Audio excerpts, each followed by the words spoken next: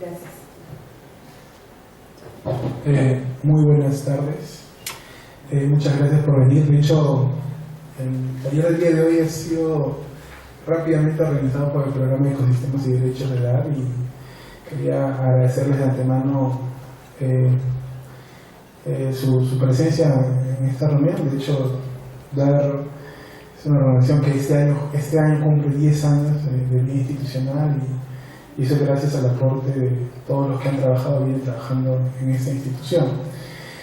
El día de hoy vamos a presentar 3 estudios, 2 estudios y un aporte que se ha realizado en el marco del grupo Perú COD 20 con respecto a la gestión de los bosques, ¿no? En un primer momento vamos a tener el estudio realizado por Hugo Chipiu y Sebastián Snook sobre la percepción de la gobernanza de los procesos RED en el Perú.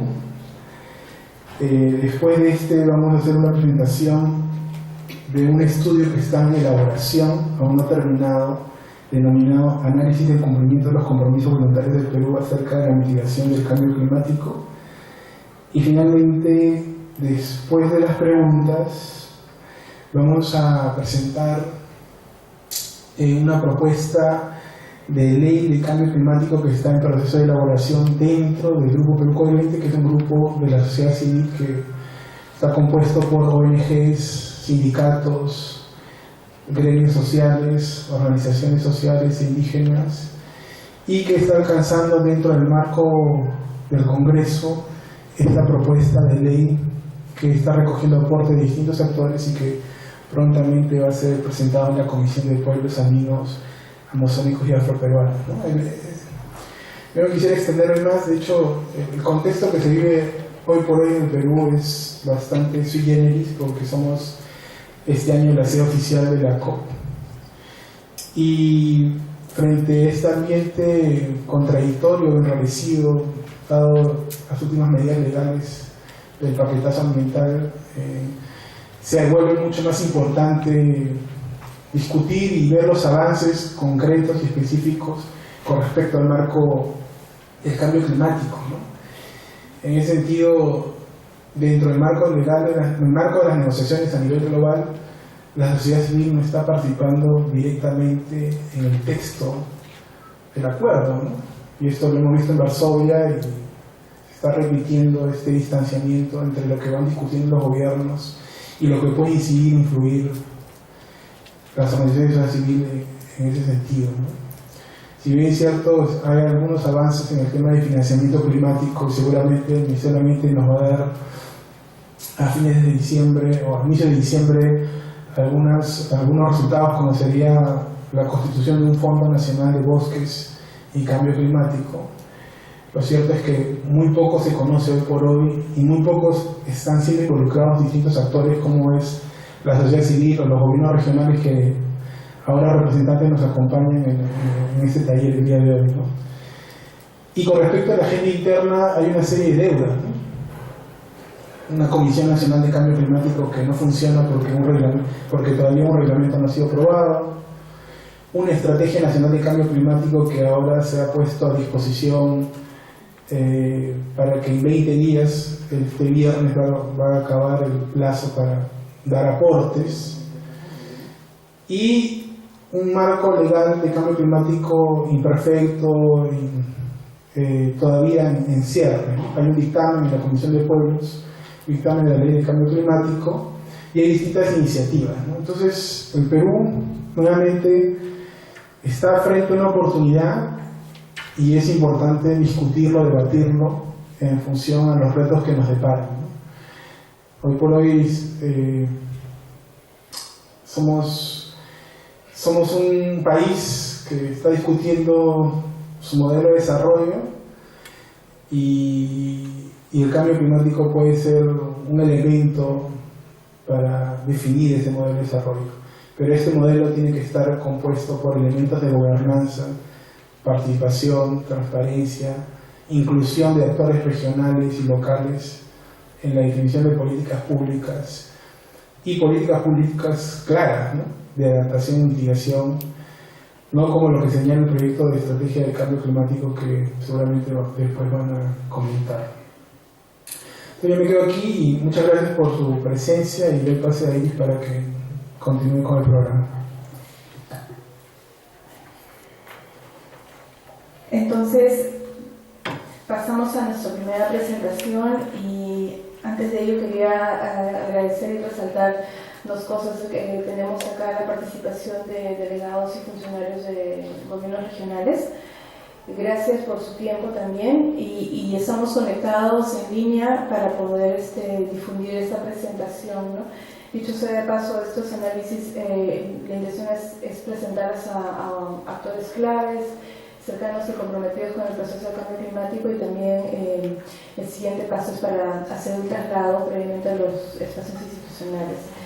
Quisiera llamar a la mesa a Hugo Chepiu a fin de que nos comparta los resultados de este estudio de percepción sobre la gobernanza de los procesos RED en el Perú.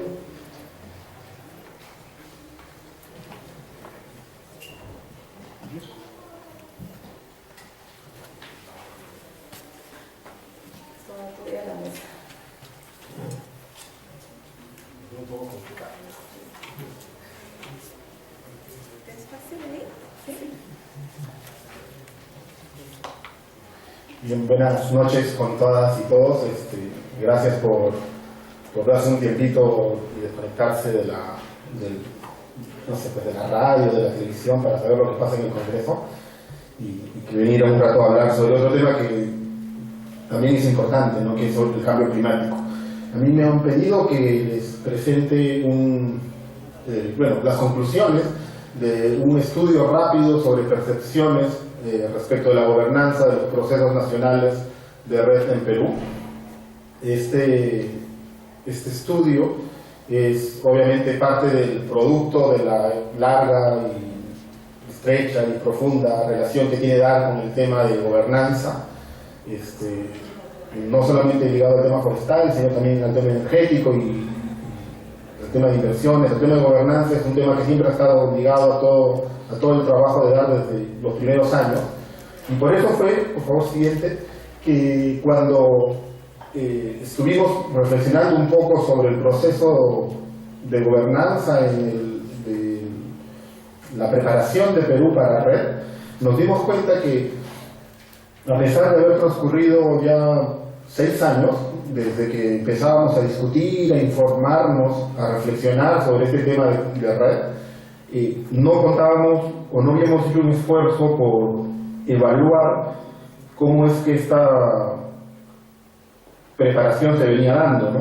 Y bueno, y eso no era solamente un hecho de que nosotros como DAR no lo habíamos hecho, sino pensábamos que casi nadie había estado preocupado por ese asunto, y eso se evidencia en que no existe, digamos, base de datos o documentación. Nadie ha estado compilando documentación o información objetiva que nos permitan hacer análisis de qué pasa con estos elementos como la participación, la rendición de cuentas, la capacitación, la coordinación interinstitucional, ¿no? O sea, nadie ha estado compilando esa información porque monitorear el nivel de la gobernanza de los procesos nacionales de RED no había sido una preocupación, a pesar de que paralelamente a la discusión de RED, a nivel mundial, paralelamente se habían estado construyendo una serie de marcos conceptuales y mecanismos para evaluar esta gobernanza, ¿no?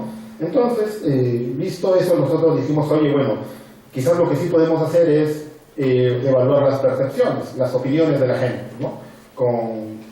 Obviamente con los límites que eso tiene, ¿no? Que finalmente cuando hablamos de percepción estamos hablando del punto de vista o el resultado de la experiencia que han tenido los individuos en este proceso. Entonces finalmente siempre va a ser subjetivo, ¿no? Pero igual nos aventuramos a hacerlo como un primer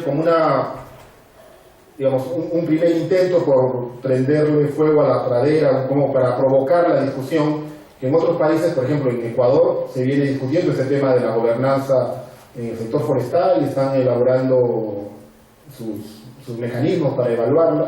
Y aquí en Perú recién también en los últimos par de años también han habido iniciativas al respecto, ¿no? Pero nuestra intención fue, bueno, pongamos un primer punto de discusión al respecto. Y decidimos hacer eso, hacer un estudio que lo llamamos rápido, porque viendo que en otros países la evaluación de la gobernanza podía tomar entre 2 o 3 años, dijimos, bueno, nosotros no estamos interesados en esperar 2 o 3 años más para tener digamos, un primer resultado. Busquemos un mecanismo que nos permita hacerlo de manera rápida. Luego, como les dije, nos habíamos enfocado en el tema de percepciones, y el tercer tema importante fue hagámoslo sobre los procesos nacionales, ¿no? Como ustedes saben, Red del Perú tiene manifestaciones a diferentes niveles, a nivel de proyecto, a niveles de programas, incluso a niveles de políticas nacionales. Bueno, decidimos enfocarnos en aquellos procesos que tenían el nivel nacional.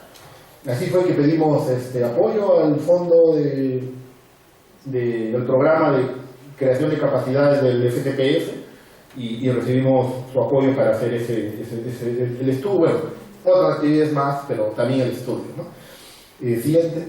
La metodología que nos propusimos es esta. Voy a ir un poco más rápido, ojalá que alguien me controle con el tiempo.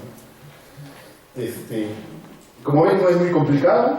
Dijimos, bueno, primero pongámonos un marco conceptual. Normalmente en este tema del marco conceptual, en el tema de definiciones, es uno de los temas más que toma más tiempo, ¿no? En los procesos que han ocurrido en Vietnam, en otros países como Ecuador. Pero justamente como era una evaluación rápida, decidimos, bueno, esta es una discusión interna que vamos a tener dentro de ARC. Vamos a invitar a un pequeño grupo de expertos que nos puedan dar sus opiniones, pero no vamos a hacer un proceso amplio de discusiones de años para ponernos de acuerdo en los conceptos, ¿no? Después van a ver que quizás eso sí es necesario. Luego hicimos una encuesta virtual que fue difundida. 50 personas contestaron la encuesta en los 5 o 6 días que dimos para responderla. Hicimos un análisis de esa información. Con ello construimos una entrevista presenciales para encontrar respuestas o profundizar algunos temas que habían emanado de los resultados de la encuesta. Luego hemos hecho una redacción final del texto. Antes de eso hemos vuelto a pedirle a un grupo de amigos expertos que nos den sus opiniones sobre nuestras primeras interpretaciones de los resultados, y finalmente estamos acá presentándoles los resultados del estudio, ¿no? Solamente un tema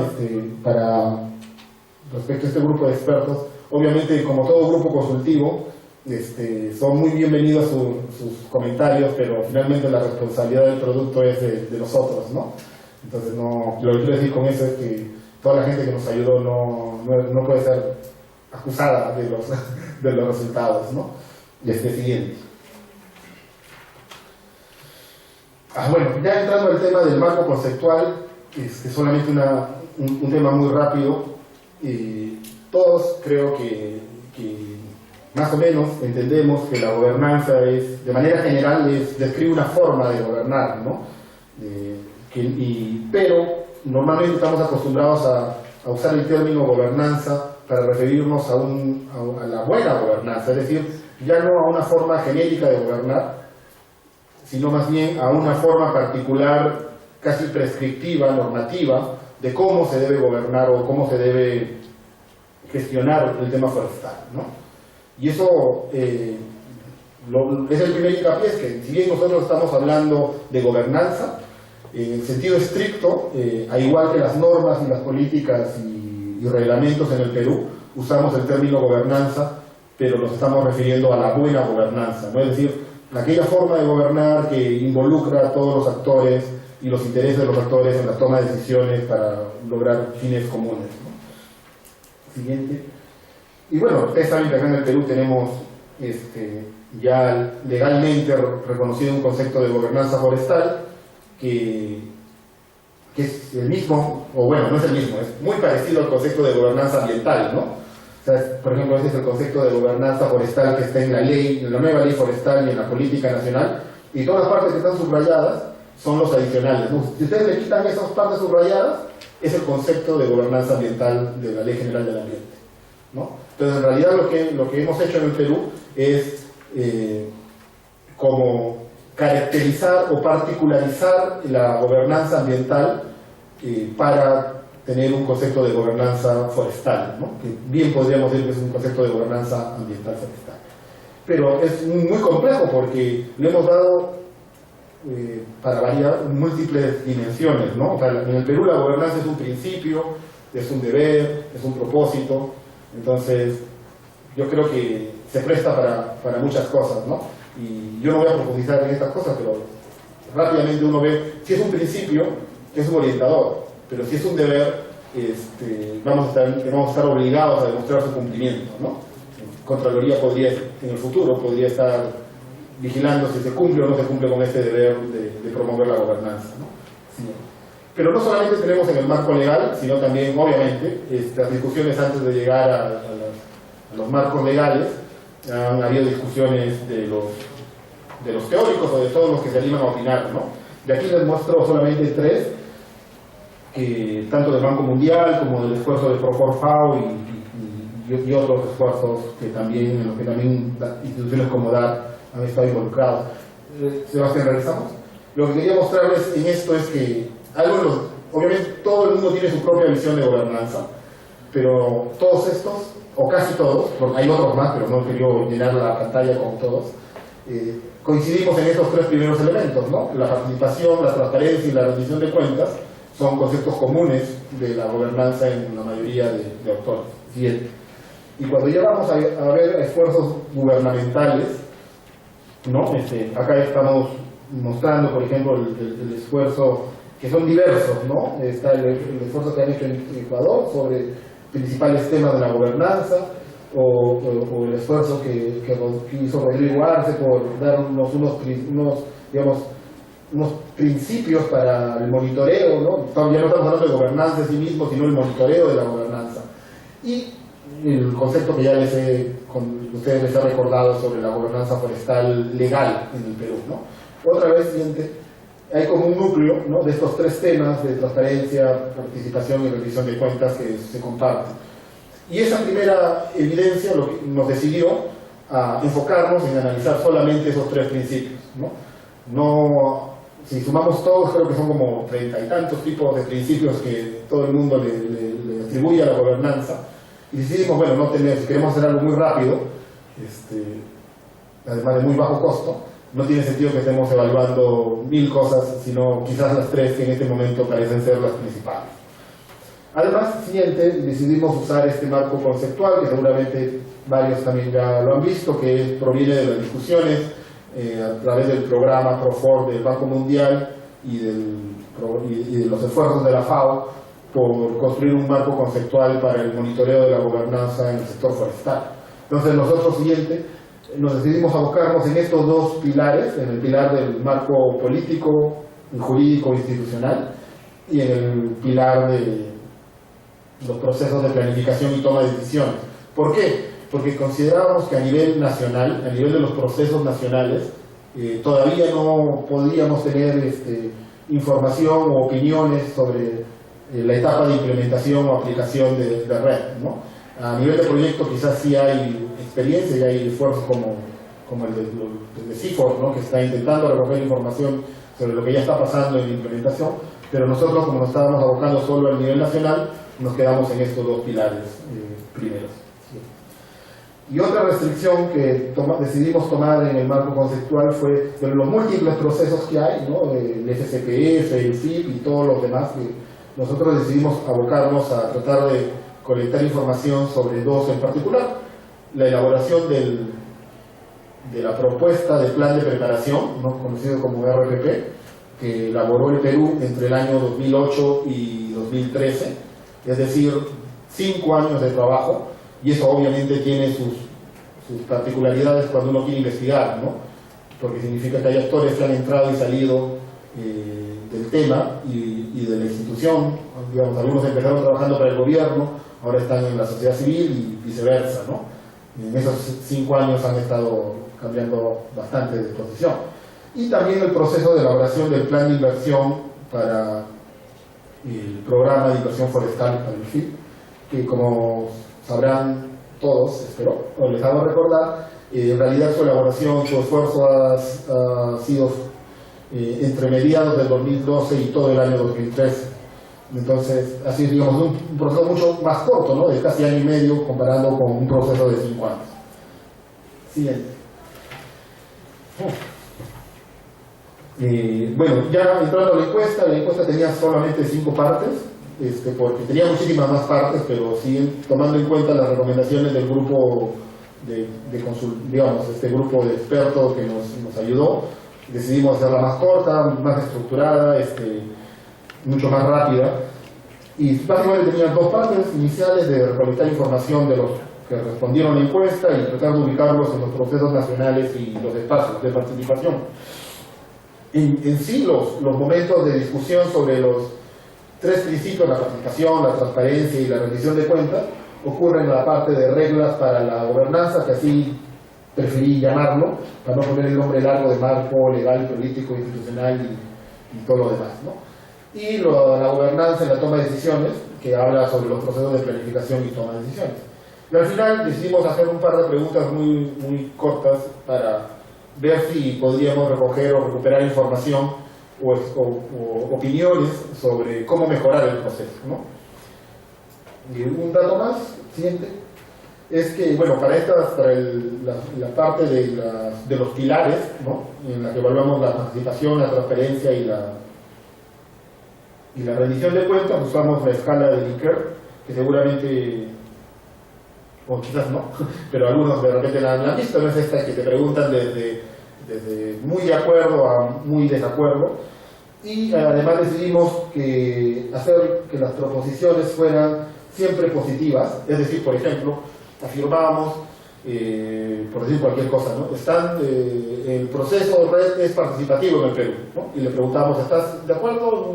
Muy de acuerdo, nada, en desacuerdo, muy en desacuerdo de esta afirmación, ¿no?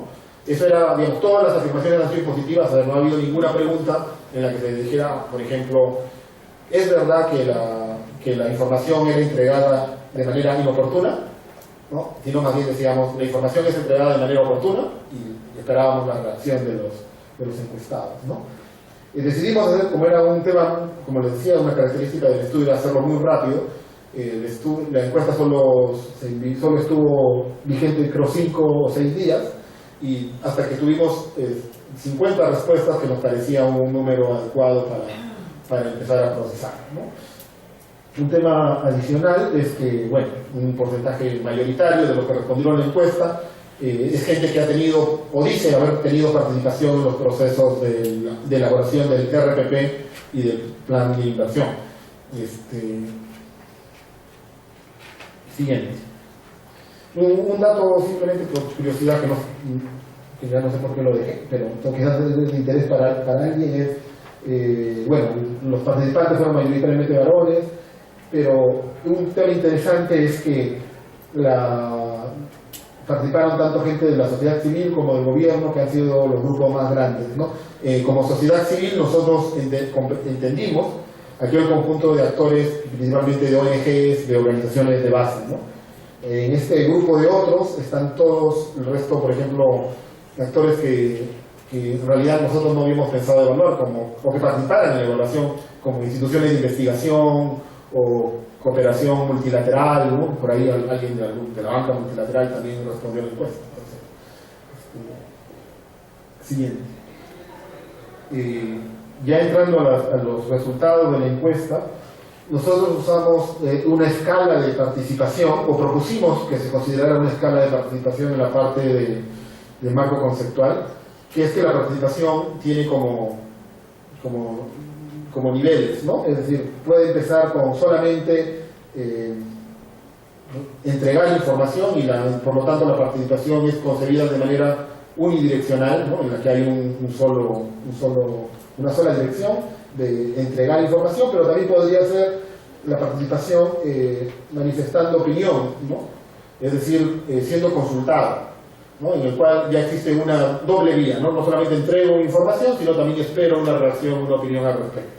Pero también puede ser la colaboración en la toma de decisiones, es decir, en la que nos sentamos juntos, discutimos, analizamos el problema de manera colectiva, reconociendo que hay un actor que tiene la función o el deber de tomar la decisión.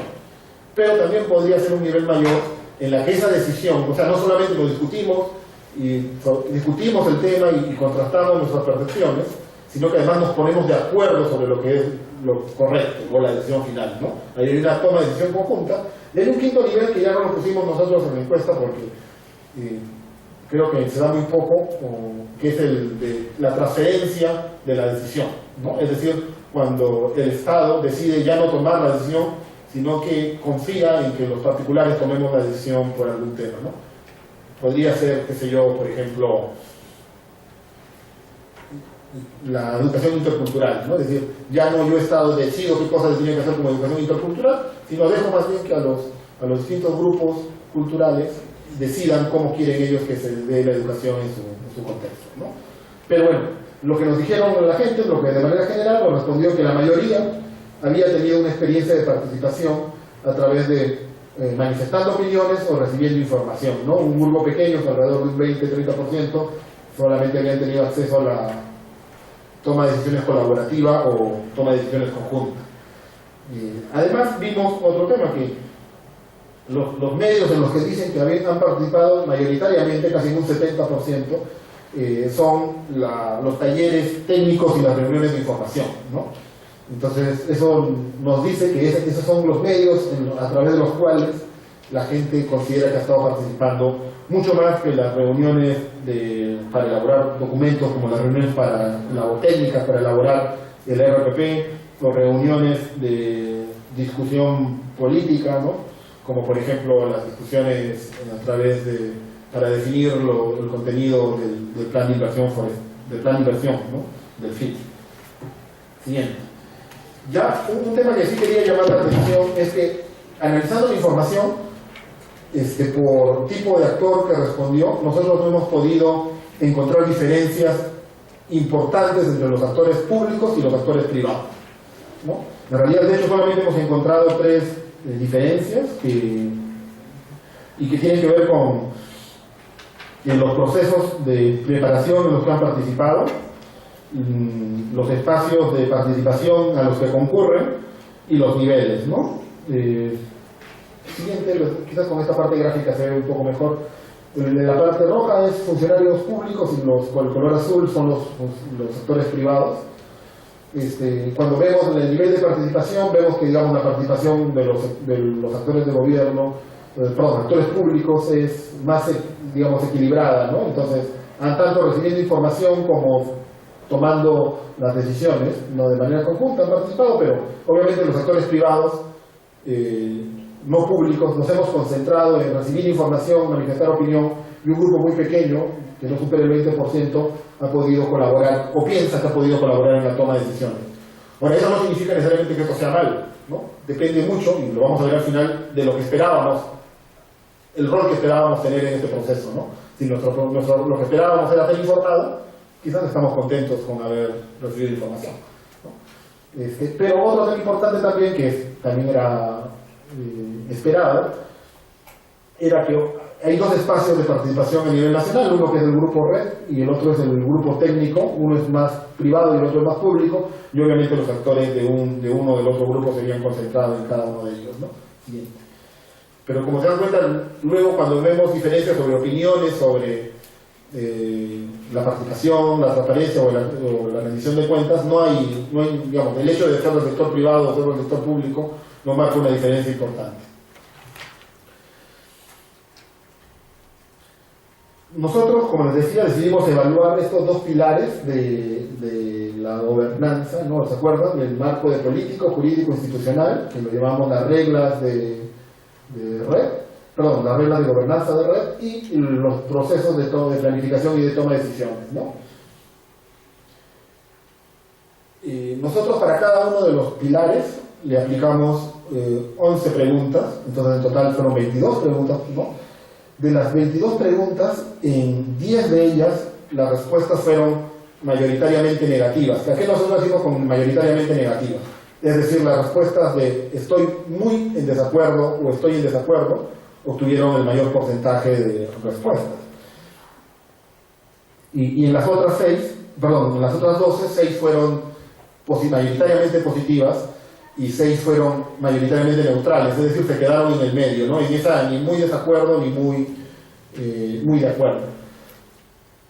Entonces, obviamente, si lo vemos solamente cuantitativamente, parecería que existe una percepción mayoritariamente negativa, pero lo importante, más que ese dato de 10 frente a 12, o 10 frente a 6, es en dónde está ese malestar, esas percepciones, ¿no?, negativas. Y en realidad llamó la atención que esas percepciones negativas principalmente han ocurrido cuando se les preguntaba sobre temas como la transparencia y el acceso a la información, y las percepciones positivas han ocurrido cuando les preguntábamos sobre el nivel de participación, ¿no? Entonces, a través de las entrevistas hemos tratado de averiguar a qué se debe esto, ¿no? Es decir, o sea, como que la gente no está de acuerdo, que ha sido bien informada o que ha tenido suficiente acceso a la transparencia en los procesos, pero aparentemente no está tan de desacuerdo con su rol o el nivel de participación que alcanzó, ¿no? Entonces queríamos un poco saber qué significa eso. Siguiente. Bueno, ¿y qué pasa con las neutrales? Simplemente para ya no volver a mencionarlas más, queremos decirles que la interpretación que le hemos dado en función a las respuestas de la encuesta y también de las entrevistas es que una respuesta neutral principalmente significa un desconocimiento del tema, y eso es porque 5 de las 6 preguntas que estuvieron mayoritariamente neutral corresponden a las preguntas sobre rendición de cuentas. Aparentemente, y eso lo constatamos con las entrevistas, de todos estos conceptos como participación, transparencia, acceso a la información, el más difícil de aprender o de estar seguro los actores es el de rendición de cuentas, ¿no? En ese existe mayor confusión y al no tener claridad sobre qué me estaban preguntando, prefería decir, bueno, ni de acuerdo ni de acuerdo porque no sé, ¿no? Y quizás también esto también lo veíamos dialogando con el personal del programa de Bosques, del Ministerio del Ambiente, con quienes tuvimos una reunión el día lunes, ¿no?, para adelantarles los resultados del documento. Eso obviamente también tiene que ver un poco con el hecho de que quizás los temas de rendición de cuentas, resolución de conflictos, etcétera, son los temas que todavía menos se han discutido en los procesos nacionales, ¿no? Estamos hablando mucho sobre cómo la información llega a los actores, quiénes participan, quiénes no participan, entonces estamos más familiarizados con eso, pero si le preguntamos a la gente sobre distribución de beneficios, probablemente no han tenido muchas discusiones al respecto, ¿no? Siguiente, por favor. Bueno, y si lo vemos, los pilares así solo en colores, así un poco se pintan, pero vamos a entrar un poquito a más de detalles en ellos, ¿no? Entonces, siguiente. Cuando hablamos de reglas, rápidamente, solo para recordar, esto ya se los había dicho de alguna manera, ¿no? Las 4 preguntas sobre reglas de participación tuvieron una respuesta mayoritariamente positiva, y las 4 preguntas sobre transparencia tuvieron respuestas mayoritariamente negativas, ¿no? Siguiente, por favor, Sebastián. Es más o menos, eso muestra un color de esta manera. Las 3 preguntas que están a su derecha son las preguntas que tienen que ver con rendición de cuentas, ¿no? Por eso ahí son mayoritariamente neutrales las respuestas, ¿no? Las 4 siguientes tienen que ver con participación, y las 4 primeras son las que tienen que ver con transparencia y acceso a la información. Como pueden ver, son también las más negativas, ¿no? Pero bueno, ahorita quiero pasar esto rápido porque luego quiero entrar a los 2 temas de discusión final. Siguiente, bueno, cuando vimos lo mismo en el pilar de gobernanza de la toma de decisiones, ocurrió algo parecido, solamente que las respuestas, como les había dicho, negativas fueron mayores ahí, ¿no? Como vieron, solamente 2 fueron mayoritariamente positivas, ¿no? Siguiente. Y se pinta así, mucho más rojo, ¿no? Siguiente. Los 3 últimos temas. Porque ya se acaba mi tiempo. Uno, la gente considera, nadie, afortunadamente, eso es algo muy bueno, yo creo que eso es un dato muy bueno, que seguramente a muchos del gobierno les gustará, nadie considera que el proceso de gobernanza ha empeorado, ¿no? O sea, la evaluación de las 50 personas que respondieron a la encuesta fue de que los cambios, o no han habido cambios, que fue el 60%, o los cambios siempre han sido para mejor. Y eso creo que tiene, dos interpretaciones. Una tiene que ver con el hecho de lo que ha ocurrido en el último año y medio, en los últimos 2 años, ¿no? La incorporación de AIESEP y CONAP en el consejo directivo del FIP obviamente muestra una diferencia con lo que ocurrió en los 3 primeros años del proceso, ¿no? Entonces, creemos que eso de alguna manera ha marcado las respuestas. Es decir, si yo conozco el proceso desde los últimos 5 años y hago una comparación de los 5 años, obviamente considero que el proceso ha mejorado.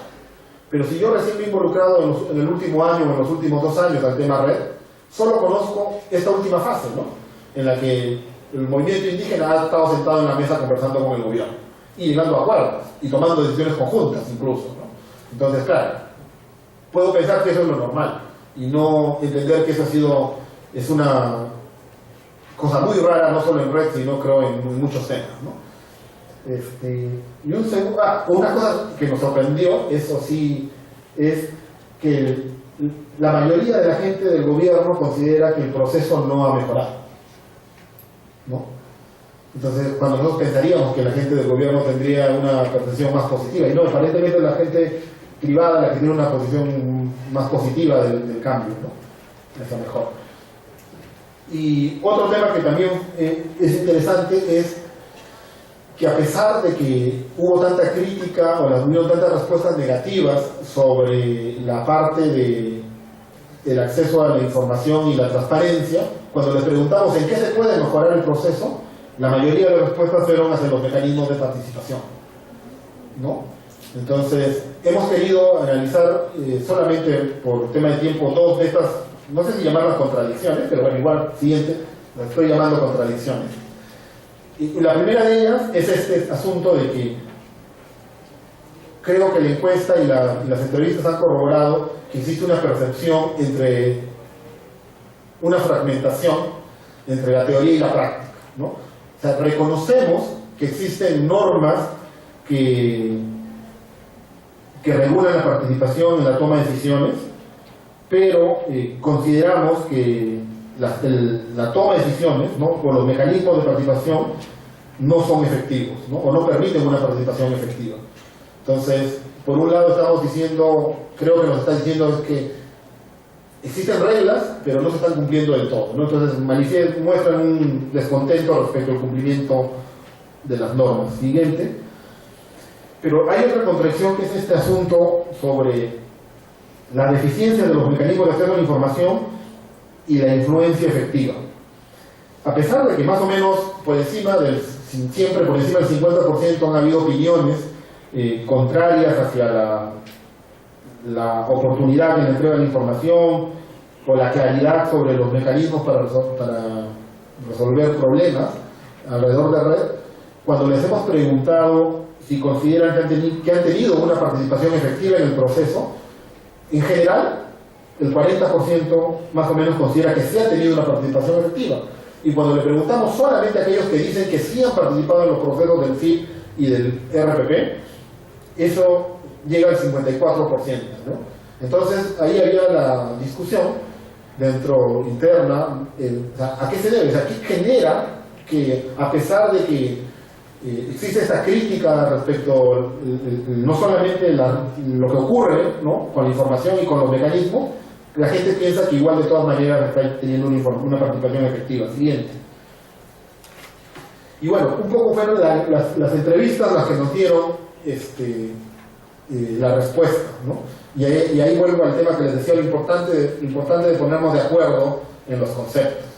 Pues es que resulta que va a depender mucho de lo que yo considero como participar efectivamente, ¿no? Para algunos, participar efectivamente era asistir a una reunión para recibir información, ¿no? Entonces, claro, si para mí participar efectivamente es que me den información, estoy muy contento porque he tenido muchísimos talleres a los que he podido participar. Pero para otros participar efectivamente era haber podido influir en la decisión final, ¿no? Claro, no todos han podido influir en la decisión final y por eso quizás hay un grupo que no está completamente de acuerdo.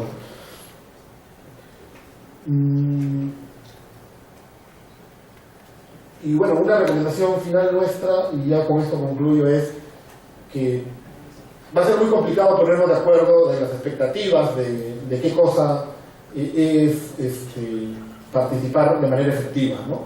Y quizás toca buscar algún modo objetivo de determinarlo. Por ejemplo, nosotros decíamos, pensando en el proceso de elaboración del reglamento de la nueva ley forestal, es la incorporación o no de tus aportes, ¿no? Podría ser. Quizás tenemos que ponernos de acuerdo en ello, pero tendríamos que buscar una forma más objetiva de evaluarlo, si no va a pasar eso, ¿no? Va a pasar de que para algunos es muy bueno y para otros es muy malo, ¿no? Pero al final de cuentas yo creo que este dato de que más del 50% de la gente considera que a pesar de las deficiencias del proceso o las diferencias de opiniones, ha podido participar de manera efectiva es un buen signo, ¿no? Yo creo que no en todas partes ocurre algo así y eso muestra que el proceso en estos últimos 5 años ha mejorado y espero que siga mejorando mucho más, ¿no? Y que esperamos que este estudio de alguna manera provoque en los investigadores, en los funcionarios y en los actores acciones para mejorar la gobernanza y su monitoreo, ¿no? Gracias.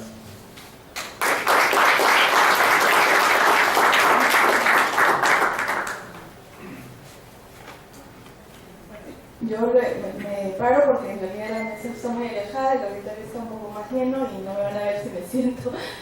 Quisiera pasar una breve ronda de preguntas sobre la exposición. Gracias, Hugo, por la interesante presentación que se ha tenido. Como lo hemos mencionado, yo lo he mencionado, Hugo, esto se presentó inicialmente a Seminam, ¿no? Una reunión ya más directa. Queríamos compartirlo también con ustedes. Entonces, bueno, el espacio está abierto para poder recibir algunas preguntas, quizás algunos comentarios. Adelante. Sí, voy a pedir ayuda para atrás y adelante, amigos.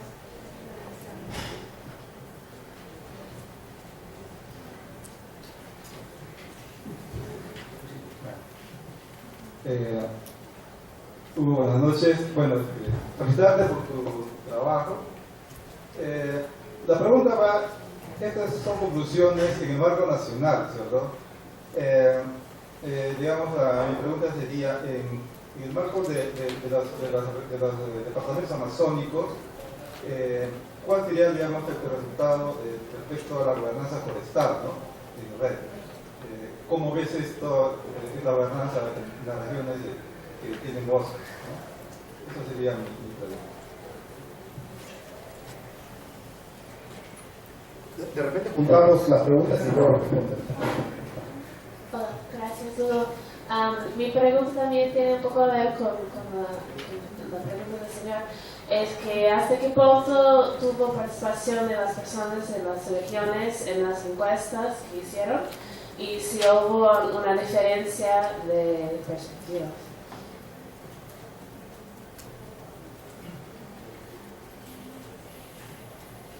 Solo para complementar las preguntas que hicieron mis compañeros, creo que los encuestados de qué nivel eran, o sea, quiénes representaban las 50 personas que fueron encuestadas.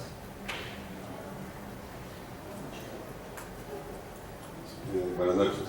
Hubo dos preguntas. La primera es si en términos generales existe un marco claro de lo que sería gobernanza para la red, pues que la gente lo confunde con un marco de gobernanza forestal. Porque por ahí me parece que habría que empezar a identificar si es que eso es el motivo de que algunas respuestas sean los que han sido, ¿no? Y lo segundo, es decir, más allá del ejercicio académico de hacer este estudio, ¿cuáles serían 3 recomendaciones puntuales para el sector público o los sectores que tienen que ver con este tema?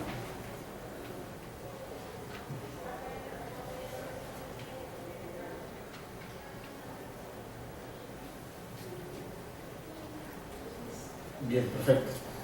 Muchas gracias por las preguntas. Voy a empezar por la tercera, sobre quiénes eran los encuestados y los entrevistados.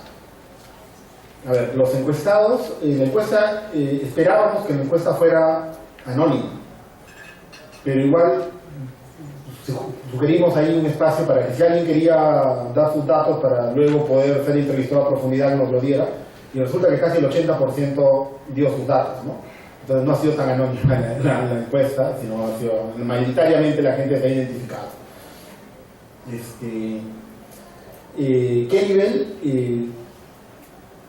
Dado que la encuesta fue enviada de manera virtual, no solamente ha respondido gente que ha estado muy involucrada en el proceso, pero de hecho el 90% de las personas que respondieron a la encuesta es gente que tiene cargos en el gobierno en temas de red, o tiene cargos en ONGs o en organizaciones indígenas o en empresas privadas viendo temas de red y que han participado en las reuniones del grupo red o en las reuniones de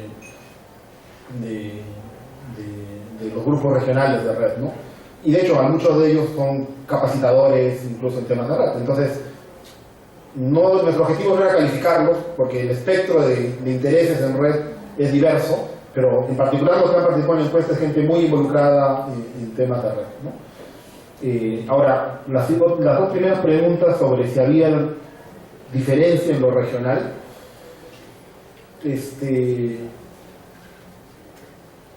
debido a que como la encuesta ha sido voluntaria y ha respondido el que ha querido responder, han habido, por ejemplo, regiones en las que solamente han respondido 4 o 5 personas, y ha habido regiones en las que han respondido 12 o 17.